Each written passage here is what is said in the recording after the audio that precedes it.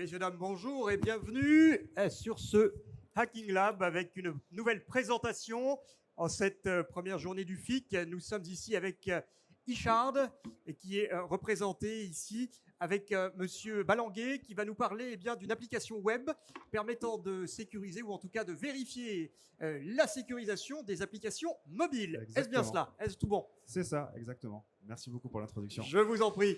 Bonjour à tous. Effectivement, donc aujourd'hui, on va parler de testing d'applications mobiles et notamment de testing sur la sécurité des applications mobiles. Donc, je suis Rémi Balanguet, le responsable produit d'Ishard, et mon objectif, c'est de vous présenter les potentiels risques. Et en plus, ça tombe très bien parce qu'on va sortir courant du FIC, là, c'est un peu une avant-première de quelques heures, un benchmark des applications mobiles bancaires européennes d'un point de vue sécurité. Donc, on a audité plus d'une centaine d'applications qu'on a un peu maltraitées, et on a regardé comment ça va se passer. Donc, on va sortir quelques chiffres ici. On citera aucune marque, aucune banque. Ne vous inquiétez pas s'il y a des banques dans la salle. C'est parfaitement anonyme. Si par contre vous voulez des détails, on est au stand D45. On pourra en parler. Mais là, l'objectif, c'est de voir les tendances européennes et notamment de voir qu'il y a certaines différences de maturité dans les pays en termes de protection. On est bon. Tac. Donc déjà, qui parmi vous travaille dans une organisation qui propose une application mobile à ses clients et ou à ses collaborateurs? Très bien. Et qui parmi vous connaît OWASP, le top 10 de OWASP, des choses comme ça? Ok, ça va. Nickel. Donc, parmi toutes les... Alors, je ne vous demande pas de lire, j'ai juste pris des screenshots du white paper. Vous inquiétez pas, vous aurez plus de détails tout à l'heure. Mais parmi toutes les applications qu'on a pu tester, déjà, il n'y en a aucune qui respecte l'intégralité des recommandations donc du MASVS L2+R, donc le top du top, notamment concernant les bonnes pratiques de code d'un point de vue sécurité et notamment la résilience aux cyberattaques.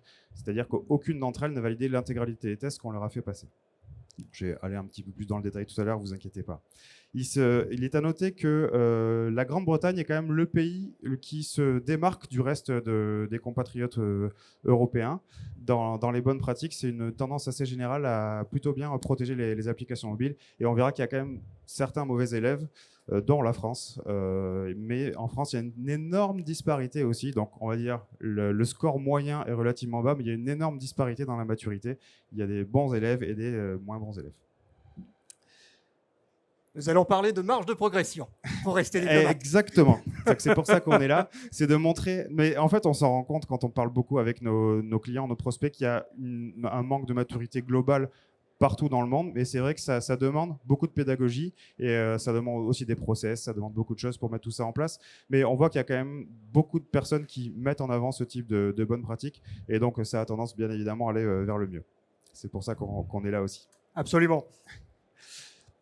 Alors, parmi les potentiels risques, pourquoi est-ce que c'est intéressant en tant qu'éditeur d'applications mobile bancaire de se dire que c'est important aussi de sécuriser l'application? On se doute évidemment qu'il faut sécuriser le back-end, qu'il faut sécuriser toutes les API et éventuellement, quand on a une flotte de mobile pour nos collaborateurs, d'aller sécuriser la flotte de mobile. Mais est-ce que l'application mobile en tant que telle est un asset à risque? Et évidemment, on s'en rend compte dans diverses actualités que souvent l'application mobile mal protégée peut être une porte d'entrée pour une attaque malveillante, donc un potentiel attaquant qui voudrait récupérer de l'information, aller injecter du code pour faire des choses pas sympas pour l'utilisateur. Donc on sait que ça devient une porte d'entrée vraiment importante dans le scope global de la sécurité des organisations. On peut récupérer des données privées, on peut éventuellement compromettre certaines fonctionnalités critiques et il y a des choses assez intéressantes à voir là-dessus. On verra tout à l'heure dans les différentes vidéos.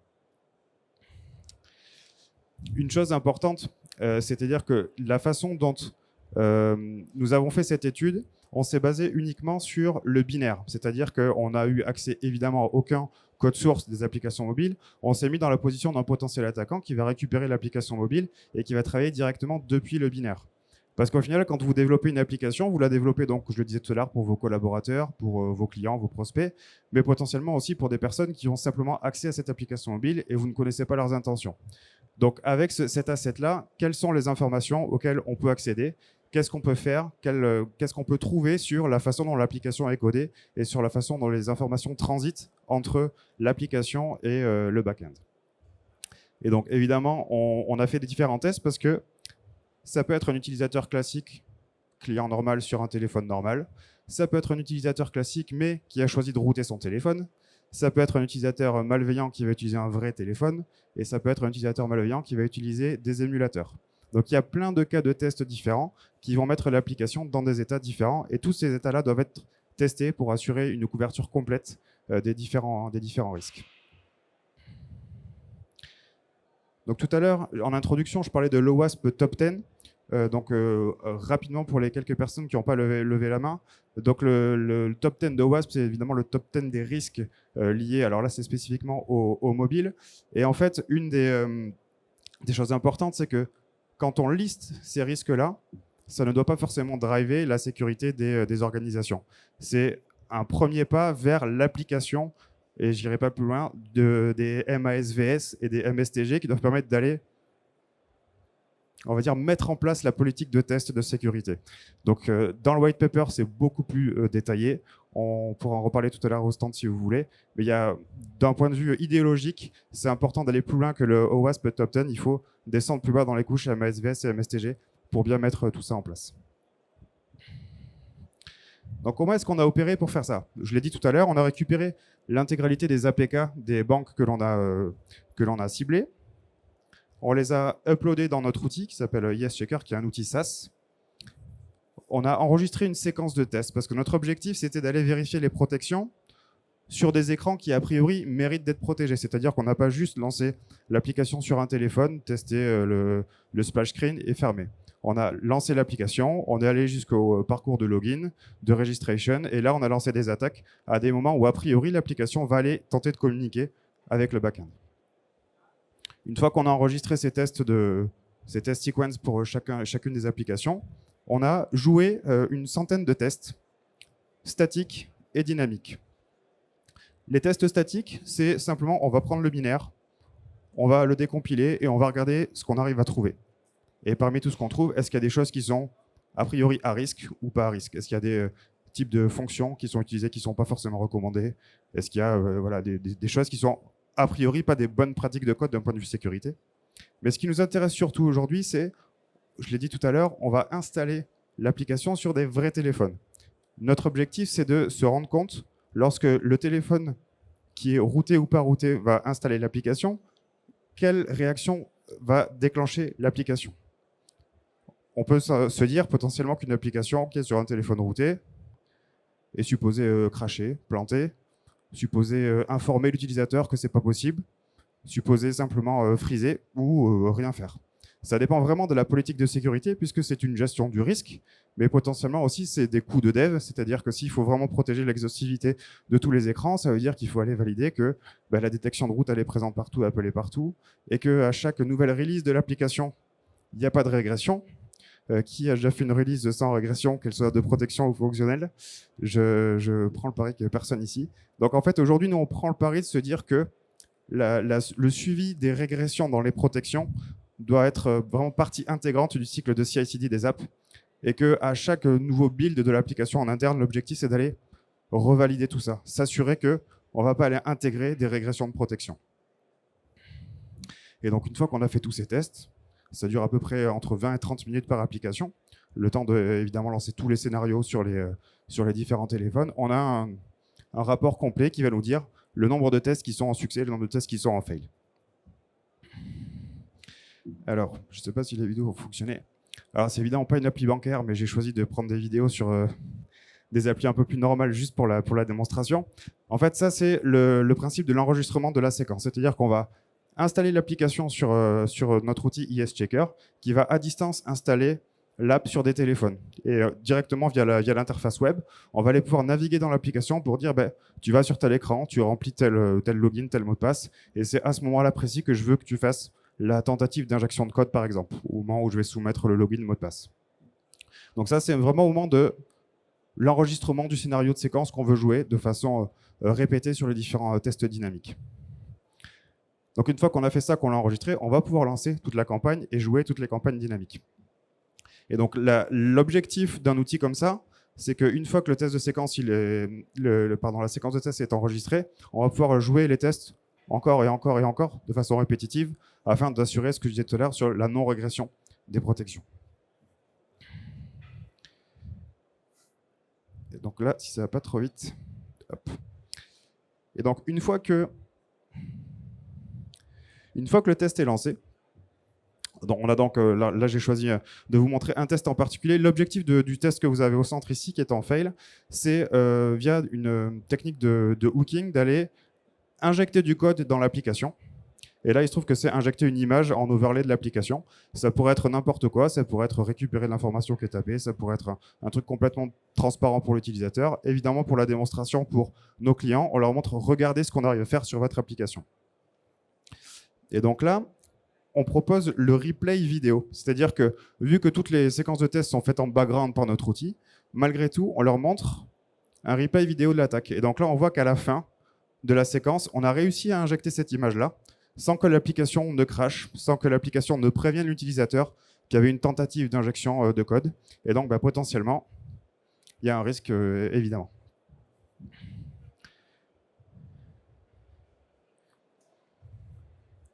Je vais juste basculer sur une autre vidéo, ici, qui est de meilleure qualité que dans la présentation.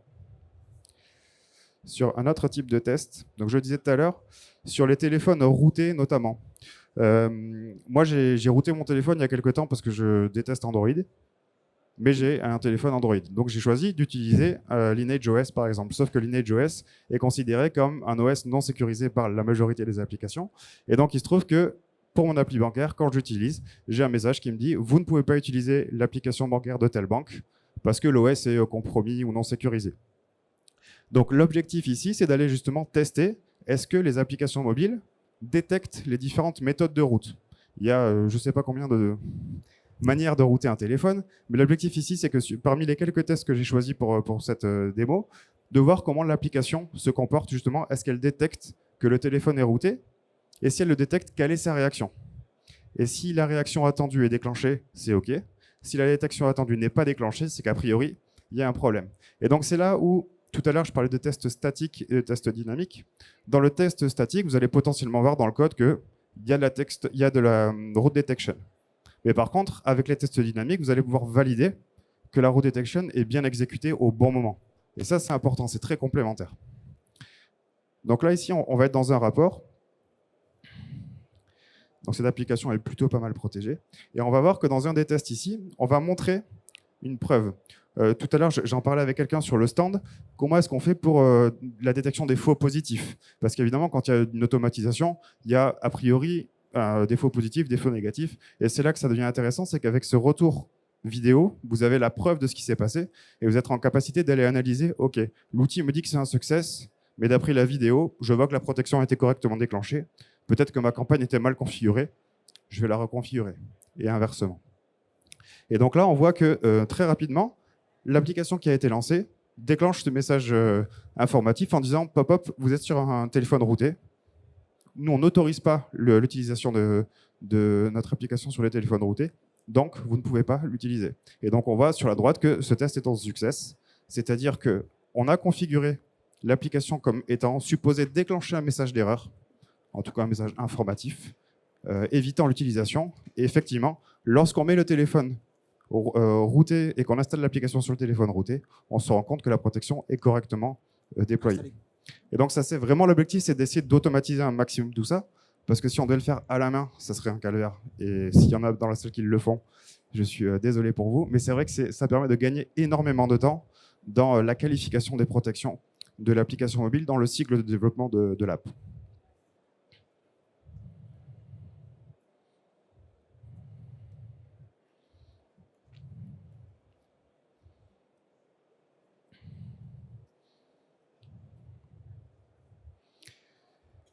Et donc ça, c'est ultra important sur la partie configuration, ce que je disais. C'est que ça va être à vous, possesseur de l'application, d'aller indiquer à l'outil qu'est-ce que je suis censé chercher. Est-ce que tu autorises? C'est OK. Est-ce que tu fais un message d'erreur? OK. Qu'est-ce que je suis supposé trouver? Est-ce que tu es supposé cracher? Comme ça, en fait, ça permet à nous d'aller vérifier que la politique de sécurité que vous, responsable sécurité, avez imposé ou suggéré à vos équipes de développement a été correctement implémenté. Donc ça reste très important dans la définition de votre campagne de sécurité, c'est d'aller déterminer et de limiter le nombre de faux positifs grâce à tout ça. Et donc, je crois qu'on peut passer sur les résultats. Donc, en haut à droite, ce serait potentiellement les applications mobiles, donc c'est ce qu'on a appelé les leaders. Donc, sur l'axe des abscisses, vous avez la partie résilience aux cyberattaques et sur l'axe des ordonnées, la partie bonne pratique de code. Donc, pour ceux qui connaissent, donc la couche R en bas et la couche L1 et L2 sur la gauche.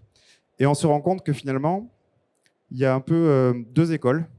Mais la grande majorité des applications sont plutôt pas mal codées, c'est-à-dire que la majorité passe au moins 50% des tests sur la partie bonne pratique de code. C'est pour ça qu'ils sont tous sur la partie supérieure du graphe. En revanche, on se rend compte qu'ils sont beaucoup moins nombreux sur la partie résilience par rapport aux cyberattaques et à la reverse engineering. Et c'est là qu'on se rend compte qu'il y a un peu une maturité en deux temps, c'est-à-dire qu'on va commencer par les bonnes pratiques de code, et que dans un second temps, on va commencer à intégrer justement ces détections de menaces pour aller protéger face aux routes, face aux tentatives de hook et tout ça.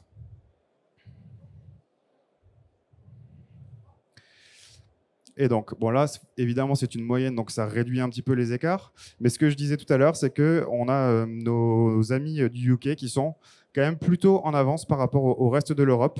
Et notamment, là, vu que c'est une moyenne, c'est assez, mais la banque qui score le mieux dans notre ranking est une banque anglaise qui a justement notamment un fort taux sur la partie resiliency, donc sur la résilience face aux cyberattaques.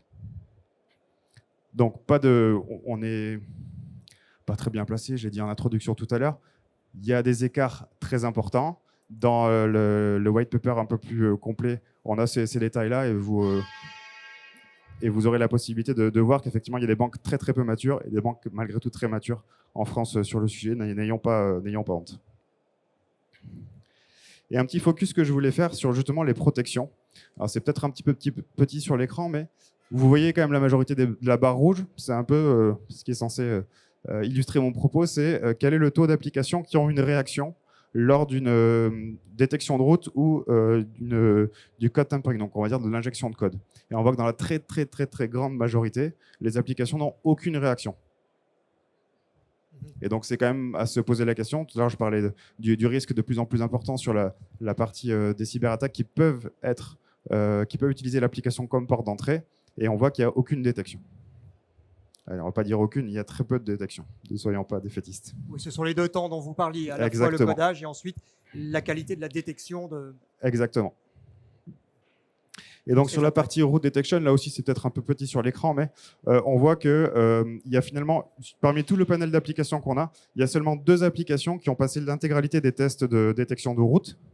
Donc c'est la partie supérieure, et bien plus on descend, évidemment plus il y a d'applications qui sont moins bien protégées, et on voit notamment qu'il y a quasiment 100 applications qui n'ont aucune détection de route qui a été déclenchée sur la partie dynamique.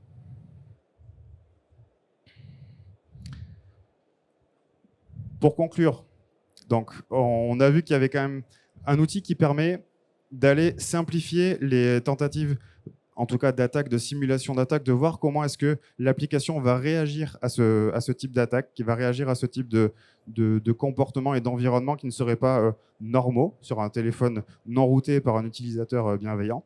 Essayez de voir comment l'application se comporte comme ça. Et je vous invite, si vous souhaitez en savoir un peu plus sur soit le contenu du white paper, soit avoir une démo un peu plus poussée sur une application démo ou sur votre application, évidemment, de nous rejoindre sur le stand D45, ce serait avec grand plaisir. Oui, puis vous nous aviez parlé d'une surprise avec un programme en avancée. Exactement. Donc en fait, ce fameux white paper, on a travaillé longtemps dessus. Il y a Hugues qui est au fond. On a travaillé pendant plusieurs mois dessus parce que je le disais, pour tester une application, c'est une trentaine de minutes. Mais après, quand il faut analyser les données de plus de 120 applications, ça demande un peu de travail. Donc effectivement, si vous passez tout à l'heure sur le stand, on vous proposera en avant-première ce white paper avec quelques informations intéressantes sur le marché. Je ne sais pas encore quand est-ce qu'on le fera officiellement, ce sera très certainement vers la fin du FIC, mais voilà, n'hésitez pas à passer nous voir pour en savoir plus là-dessus. Une véritable avant-première sur votre stand. Oui. Merci à tous. Merci Monsieur Balanguet. Y a-t-il des questions? J'ai un micro ici pour ceux qui le souhaiteraient interagir. Madame. Merci beaucoup. Vous avez parlé du coup d'APK, donc Android. Est-ce que vous arrivez à faire des tests comparables sur iOS? Oui, alors comparable, oui, on a la même méthodologie. Là, effectivement, on s'est basé sur les tests Android, mais on a effectivement une série de tests pour les IPA. Donc là, c'est pareil, on prend l'IPA en source et on fait le même type de test. Et le reverse engineering, il est plus difficile Toujours. Ouais. Et vous voyez des différences entre les deux plateformes sur les comportements des applis ou pas tellement? Pas vraiment. Je ne sais pas si on a un comparatif particulier de différence de protection entre iOS et Android. On hoche la tête. Donc je vous invite à venir sur le D45 pour en parler plus en détail si vous voulez. Merci. Une autre intervention, d'autres questions? Eh bien, Monsieur Balanguet, il ne me reste plus qu'à vous remercier pour votre intervention. Merci à tous. Bravo à vous.